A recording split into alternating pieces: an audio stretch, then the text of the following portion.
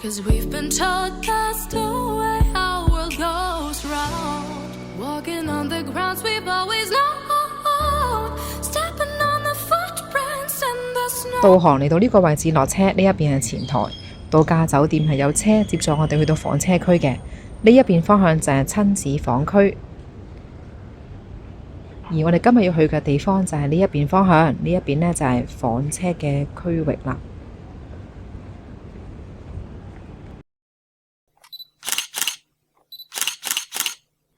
咁呢一度入去呢，就係今次我哋露營車嘅小庭院啦。咁呢度呢，有個牌咧都幾得意喎，寫住話今日有客謝住參觀啦。咁呢一邊呢，就係我哋房間個名啦。咁我哋呢間房係京直，佢就用24節氣咧去命名嘅。咁入嚟睇下啦。咁佢呢一個嘅小庭院都幾舒服嘅，周圍呢都係一啲綠油油嘅景色啦。咁行幾步呢，就嚟到我哋房車啦。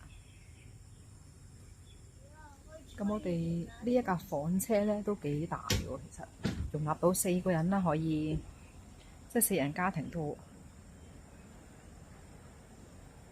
好。咁呢一邊呢個區域咧就俾人哋燒烤用嘅夜晚嘅露營車。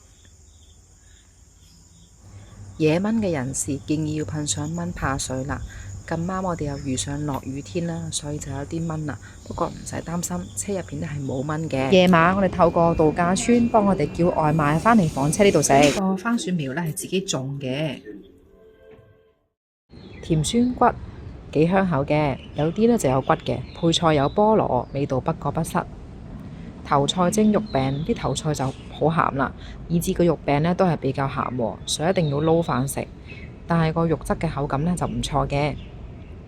炒米粉咧係小朋友最中意嘅，但係咧就比較油膩，味道唔差都可以接受，份量都好多。今次我哋第一次住露營車，睇下我哋今次住呢個家庭嘅露營車係點嘅先。因為今日咧就係落雨天喎，我哋呢度咧就係有2間房嘅，咁呢一邊咧就係一個雙人床嘅房間嚟嘅。咁可以望下呢一度啦，咁你嚟。咁佢呢個位置係有個好吸引嘅地方啦，就係呢一個天窗。小朋友10級中意天文，睇下佢有幾中意。我今日係嚟開天窗嘅，咁我哋依家係夜晚係咁啦，你睇下。咁我哋到瞓咗覺到朝頭早啦，係咪啊？哎呀，咁我哋就先開下天窗睇下咯。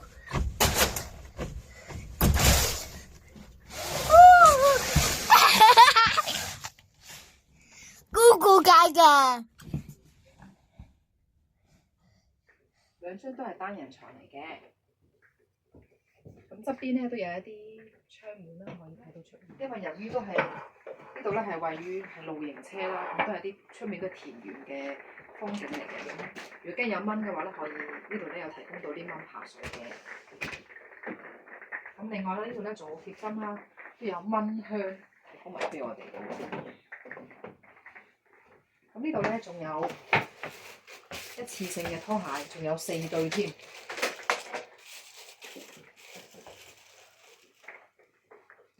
咁咧仲有個，邊我睇下個下午茶先。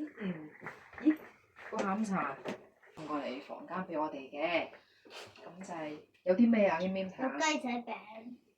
係啦，咁仲有啲曲奇啦，仲有呢個似係香芋嘅卷蛋，同埋呢個係咩嚟㗎？你覺得係咩啊？花菇酥。我覺得都係似係芋頭喎，咁一陣我哋試下先啦。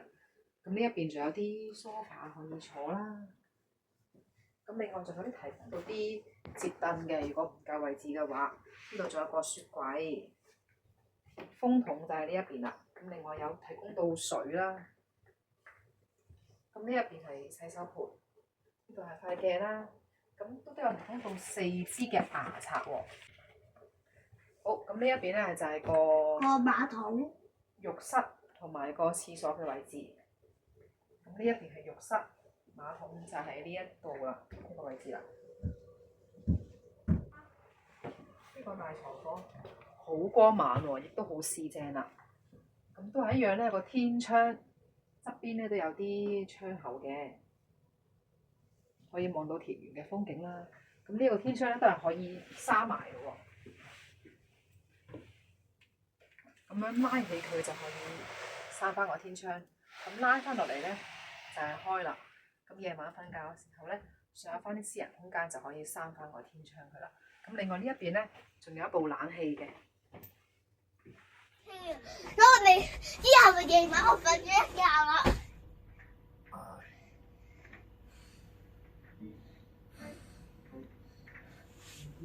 6個鐘頭後就係咁噶啦，大家睇下咯。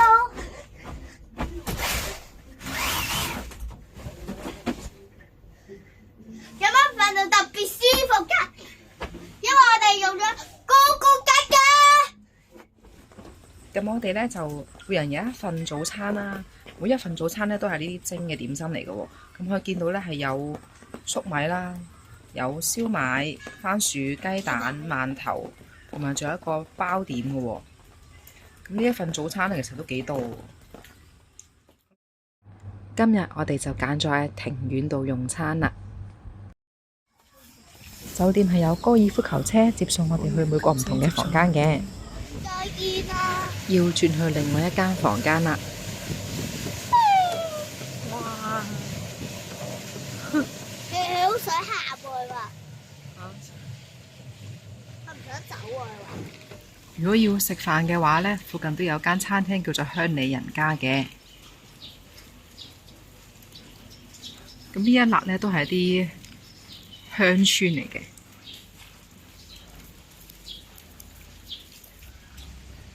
咁呢一度有好多卡丁車啦，喺度 book 咗酒店呢就可以任玩嘅。出車。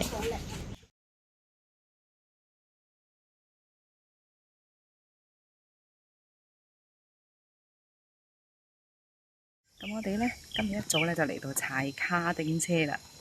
咁係兜住呢個田園嘅風景啦，可以望下側邊兩邊嘅風，好靚嘅田園風景啦。咁我哋呢個卡丁車呢都好易控制喎，大人小朋友都玩得啊。最主要係咁，而家我就兜一兜呢一段路啦。不過呢一段路呢，都要睇一睇啲電單車，有時呢會有電單車經過啦。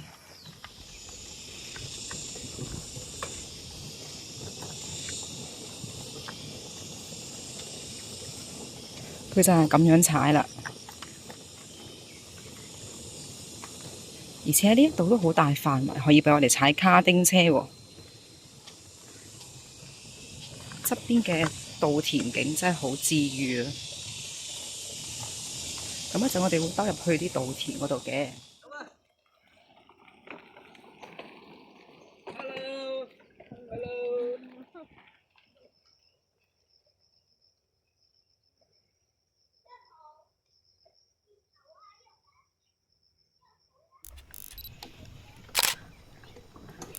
呢一條路就係最靚噶啦，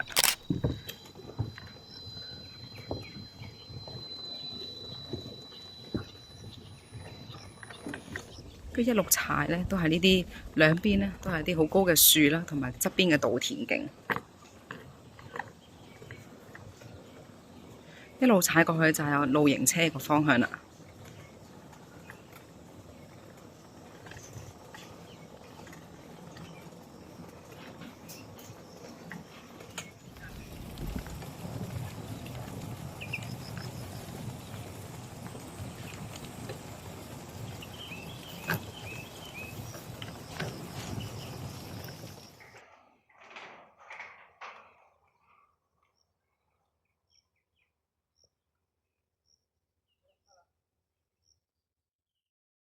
兜完個圈，而家返房間休息啦。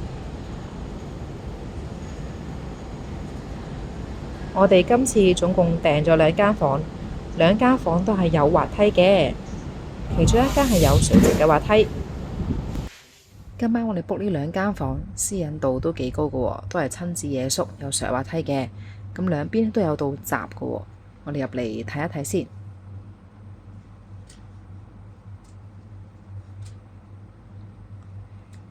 呢度呢分咗2間房嘅，都係我哋 book 咗嘅，咁呢就好適合2個家庭過嚟住啦。你睇一睇呢一間房先。入嚟睇下呢間房先。入到嚟門口就會見到，哇！一條好大條嘅旋轉滑梯喎，小朋友就最中意呢一條滑梯啦。跟住咧，呢度咧就有個電視機，同埋仲有個梳化。咁大人我睇電視都喺度，小朋友就喺上面上滑梯喎。咁呢一度咧上去咧仲有張床喎，我哋上去望下先。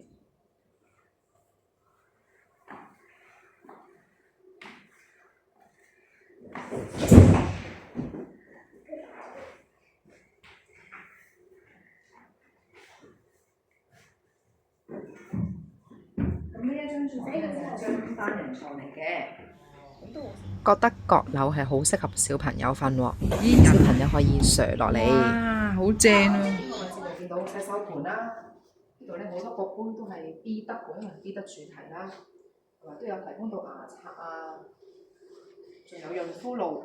咁呢度有塊鏡，都有啲 B 得嘅貼紙喎。咁同埋仲有貼心啦，呢個凳咧係俾小朋友嘅，如果唔夠高嘅話，呢一邊咧就係乾濕分離嘅浴室同埋廁所嘅位置。入邊呢度咧都係提供到沐浴用品嘅。咁見到呢個位置都好闊落。呢一邊咧就係我哋嘅親子房間咯喎。咁我哋今晚咧，咁呢一個房間真係超級大啦！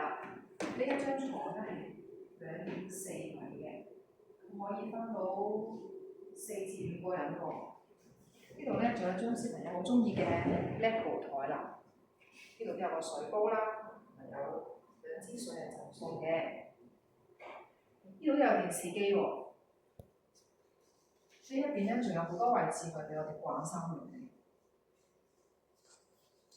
呢一間房真係超級大，仲有好多隻 B 得公仔添。好啦，睇埋對面嗰間房先。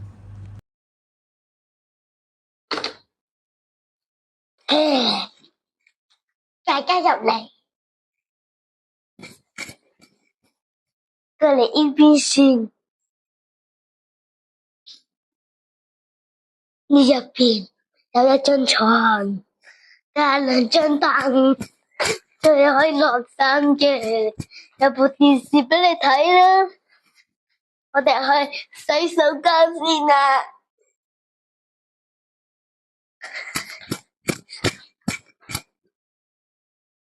呢度有個洗手盆，有護膚露、馬桶，有酒精紙，有幾條毛巾俾你抹身嘅，如果你抹啊，有沐浴露俾你沖涼嘅咁就。再嚟呢度客廳啦，呢度有廁紙，有遙控可以睇電視，仲有啲拖鞋俾人着嘅，就係呢度仲有啲水去包咗你嘅。呢張軟腍腍嘅梳化俾你坐啦。早餐係按時送到我哋嘅庭園。今日嘅早餐係有蒸嘅點心啦，見到包點、粟米、烚蛋、燒賣等等。仲有小朋友嘅早餐特別有心思喎，包點精美。因為人數多咗，早餐都豐富咗啊！仲有埋粥、榨菜、酸蘿蔔。亦都有石磨豆漿。揸車出返市區去到景山公園，套票係包含咗纜車登山同埋索道落山。纜車登頂全程大約5分鐘，必定要體驗嘅就係索道落山啦。話咁快就已經落咗纜車啦，我哋。如果大家唔想坐索道落山嘅話，可以坐返纜車落山喎。不過建議大家上到嚟就梗係坐索道啦。可以喺山頂上面打卡，都有啲唔同嘅位置可以打卡嘅喎。同埋記得望下珠海嘅景色啦。2個人一架車，成人可以單獨坐，1.1米以上嘅兒童必須要同大人一架車嘅。我哋準備索道落山喎。哇，好快喎！哇，好快！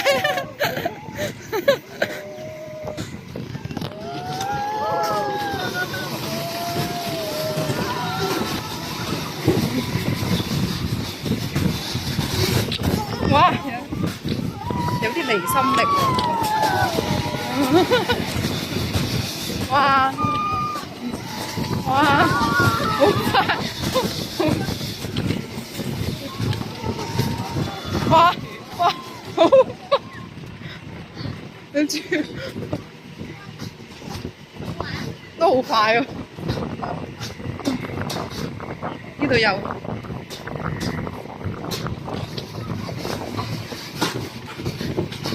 哇！呢度咁驚嘅，哇！呢度好咁斜，哇！好斜，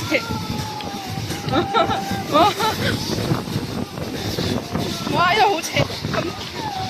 索道雖然有速度，但係唔刺激，可以體驗一下。